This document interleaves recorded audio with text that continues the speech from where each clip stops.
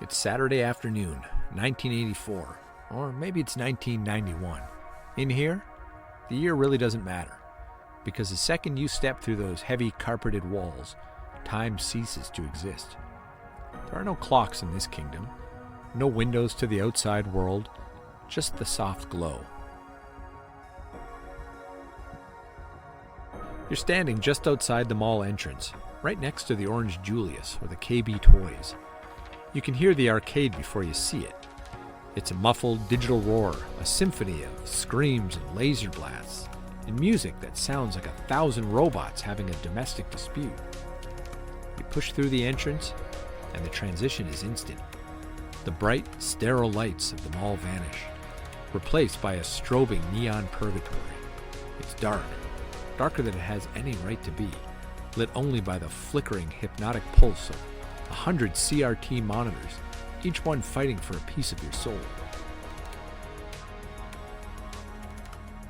The air in here is different. The sharp tang of ozone from rows of overheating circuit boards, the salty, buttery smell of the soft pretzel you grabbed 10 minutes ago at the food court, and that faint, metallic smell of sweaty palms gripping hard plastic joysticks.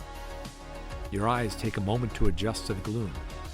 You see the attract modes, those neon-soaked title screens designed to seduce you from across the room. You see the silhouettes of teenagers hunched over glowing pedestals, their faces illuminated in electric blues and jagged reds. You reach into your pocket, and you jingle the only currency that carries any weight in this realm, a heavy handful of silver quarters, or maybe that brass token with the Aladdin's Castle logo stamped into it. As you walk deeper into the rows of cabinets, the transformation happens. You aren't just a kid with a paper route anymore. You're a starfighter pilot in a dogfight over the Death Star. You're a world-class martial artist on the streets of Tokyo. You're the last line of defense against an 8-bit alien invasion. In here, the rules of the real world don't apply. In here, you aren't invisible. You're the high score. Welcome to the Neon Church. Welcome to the arcade.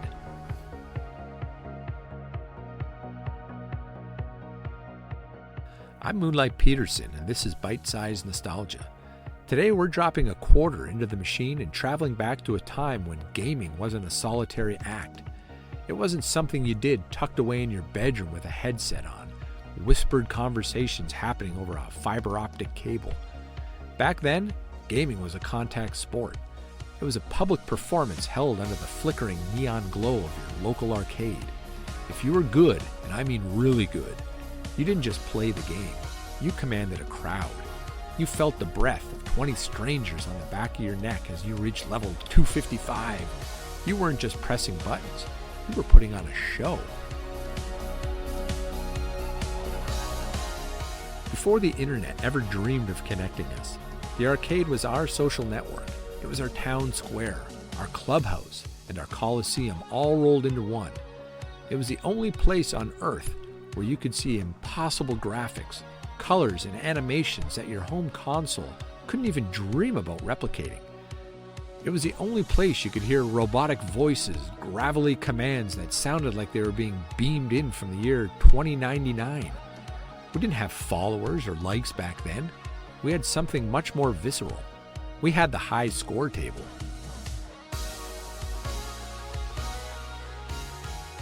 Today, we're pulling back the curtain on the secret language of the arcade. We're talking about the rigid hierarchy of the high score, the unwritten law of the quarter on the glass, and the heartbreaking moment when your last life flickers away and the screen asks you, continue? We're exploring why the local arcade was the most beautiful, the loudest, and if your parents are to be believed, the most expensive place to grow up. So grab your change, the machine is idling, and the next game is yours.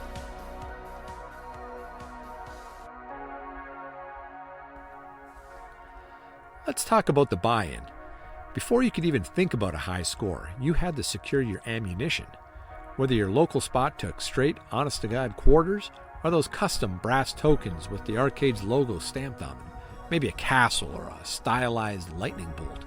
The weight of that metal in your pocket, it felt like power. It was a physical manifestation of your potential for the next 3 hours. But there was a gatekeeper you had to pass first, the change machine. Remember that thing? It was a giant beige industrial-strength box that looked less like an appliance and more like a high-security safe. You'd stand before it, clutching a wrinkled $5 bill that you'd spent the past 5 minutes smoothing out against your jeans, just so the machine would accept it. You'd carefully feed the bill into the slot, and for a second there was that agonizing silence as the red wait light flickered. Then the machine would respond. It was a violent, musical, mechanical symphony, a rapid fire, thwack, thwack, thwack, as a waterfall of cold silver or brass hit that stainless steel tray below. That sound wasn't just a noise. It was the starting gun. It was the official go signal for the weekend. You'd scoop up that heavy pile of metal into your hands, feeling the chill of the coins against your skin, and you'd drop them into your pocket. That rhythmic clink with every step you took. That was the heartbeat of the afternoon. But having a pocket full of tokens or quarters wasn't enough. You didn't just run to the first machine you saw. You had to have the lean. You'd walk the rows of cabinets with a slow, deliberate strut. Your eyes were constantly scanning the attract modes, looking for the game that spoke to you that day. Maybe it was the twitchy, high-speed chaos of Defender. Maybe it was the rhythmic, insectoid nightmare of Centipede, or the cold, deep space precision of Galaga. You'd look for the machine that didn't have a crowd if you wanted to practice in secret, or if you were feeling brave and you felt like a god of the joystick that day, you'd look for the one that did have a crowd. You'd walk up to the edge of the circle, wait for a lull in the action, and prepare to make your move.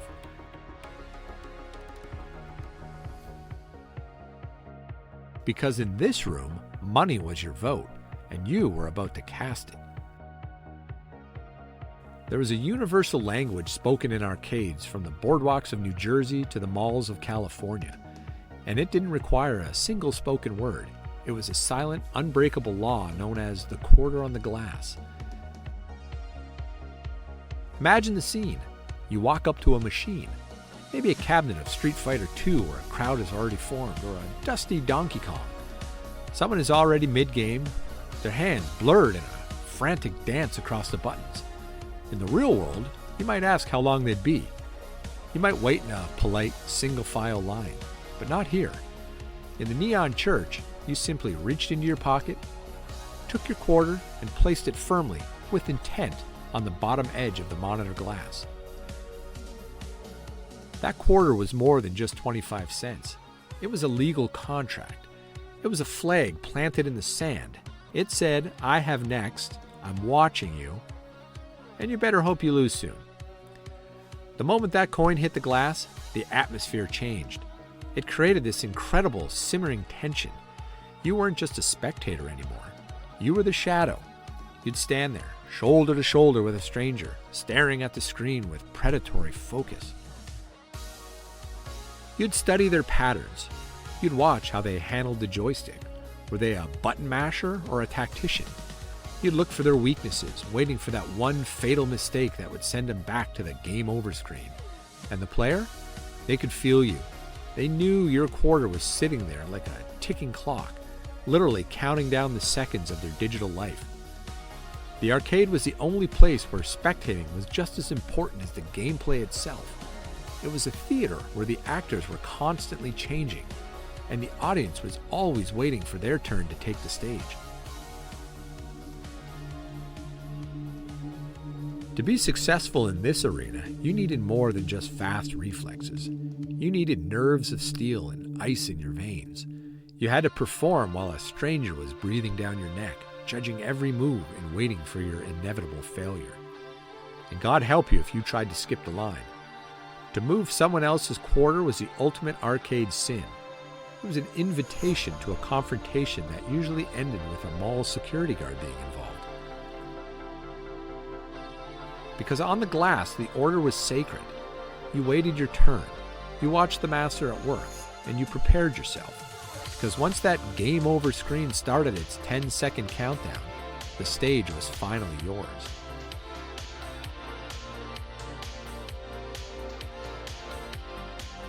we have to talk about the machines themselves. These weren't just computers tucked into plywood boxes. They were pieces of industrial art. They were monuments of wood, glass, and glowing gas. Each one was designed with one specific goal: to scream louder than the machine next to it and grab you by the collar as you walk by. Think about the Dragon's Lair cabinet. In a sea of blocky 8-bit pixels, suddenly, here was a literal Disney-style movie that you could actually control. It was a revolution. But beauty came at a price. Usually it cost 50 cents, 2 quarters, a king's ransom in 1983. You'd drop your money, the laser disc would spin up with a low hum, and you'd usually find yourself staring at a game over screen in 20 seconds because you mistimed a sword swing. But it didn't matter. The line to just watch someone else play was 10 people deep. We weren't just playing, we were witnessing the future. Then you had the environmental cabinets, the ones that didn't just stand there but invited you inside. Think about the Star Wars cockpit. You'd climb into that molded plastic seat, the dark walls of the cabinet would wrap around your peripheral vision, and the outside world of the mall simply disappeared. Suddenly, you were in a trench run on the Death Star. Those bright, flickering vector graphics, simple lines of pure light, felt like they were piercing your soul. The yoke controller in your hands had a weight to it, a resistance that made every TIE fighter blast feel real. Or think about Gauntlet. It was the first true social multiplayer experience. 4 joysticks, 4 coin slots, and 4 total strangers screaming at each other, "Don't shoot the food!" It was a chaotic lesson in teamwork and betrayal, all fueled by the relentless ticking down of your health bar. And of course, we have to talk about the gods of the arcade. Every local spot had one. You know the guy, usually a little bit older, wearing a faded denim jacket, sporting a luscious, perfectly feathered mullet that caught the neon light just right. This was a guy who could play Pac-Man or Galaga for 4 hours on a single solitary quarter. While the rest of us were burning through our allowance in 10 minutes, he was in a trance. A crowd would gather in silent, reverent awe, watching him navigate the split screen or the challenge stages with the precision of a brain surgeon. He didn't need an Instagram following or a blue check mark. He had the only validation that mattered, the top spot on the high scoreboard. In 1985, the initials AAA or Joe, etched in glowing letters at the top of the screen, made you more famous in your zip code than the mayor. You weren't just a person, you were a legend in 8-bit stone. Like we've talked about in previous episodes, the arcade was the ultimate long-leash destination. It was the furthest point in the kitchen table that a kid in 1980-something could travel without a passport. Think about the ritual. Your parents would pull the station wagon up to the mall curb, drop you off with $10, which felt like a fortune, and a single sacred instruction. Be back at the fountain by 5. That was it. No GPS, no cell phones, no way to reach you. For those 4 hours, you weren't a student, you weren't a son or a daughter. You were an explorer in a neon-lit, slightly dangerous, and a totally unmonitored world. The arcade was dark, loud, an electric purgatory where you were in charge. It was the first place many of us practiced a social contract without a teacher standing over our shoulder. This was where you learned the hard lessons. You learned how to handle a win without being a jerk. And more importantly, how to handle a loss when your last quarter disappeared into a machine that just cheated you. It was where you learned the art of the standoff, how to handle the local bully who tried to skip your quarter on the glass. There were no principal's offices in the arcade. There was just a code of a joystick, and you had to navigate it with your own wits. It was a rite of passage for the paper route hustle. This is where the hard-earned delivery money went. It's where the crisp $5 bill from your grandma's birthday card was converted into 3 hours of pure, concentrated adrenaline. We loved it because it was a place that felt like it belonged to us. It was the polar opposite of the quiet, beige, don't touch that world of school and chores. It was a world of blacklight posters, industrial carpet, and the smell of hot electronics. It was our first taste of true independence, brought 25 cents at a time. So, what happened to the neon cathedrals? The death of the arcade didn't happen with a sudden power-off switch. It was a slow, agonizing retreat.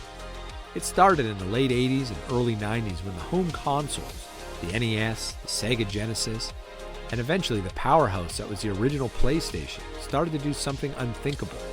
They started to catch up. For years, the arcade held the high ground. If you wanted the good graphics, you had to go to the mall. But slowly, that gap began to close. Suddenly, the impossible worlds we used to pay 25 cents to visit were sitting right there in our living rooms. You didn't have to wait in line. You didn't have to put your quarter on the glass. If you died, you didn't reach for your pocket. You just reached for the reset button. The arcades tried to fight back. They entered a desperate technological arms race. They gave us gimmick cabinets, massive hydraulic-powered racing seats that shook your teeth, 50-inch projection screens that made your eyes water, and plastic light guns that felt like they weighed 10 pounds. They tried to give us experience that a Super Nintendo simply couldn't replicate. But the siren call of the couch was too loud. The convenience of a bag of Doritos, a cold can of Jolt Cola, and the ability to play until 3 a.m. without a security guard kicking you out. It was a gravity we couldn't escape. We traded the theater of the arcade for the comfort of the bedroom. By the late 1990s, the neon started to flicker. It was a heartbreaking sight to walk through the mall and see the local tilt to Aladdin's castle behind a "Coming Soon" sign. One by one, the coliseums became cellular phone stores or Starbucks. The industrial strength, neon patterned carpet was ripped up. The ozone smell of hot circuit boards vanished, replaced by the scent of roasted coffee beans. The gods of the arcade, the guys with the denim jackets and the high score legends, they packed up their joysticks and went home to play online. We made a trade. We didn't fully understand it at the time. We traded the physical stranger standing next to us, the shared breath, the high fives, the quarter on the glass, for a disembodied voice in a headset. We gained convenience, but we lost community. The game over screen wasn't just for our characters anymore.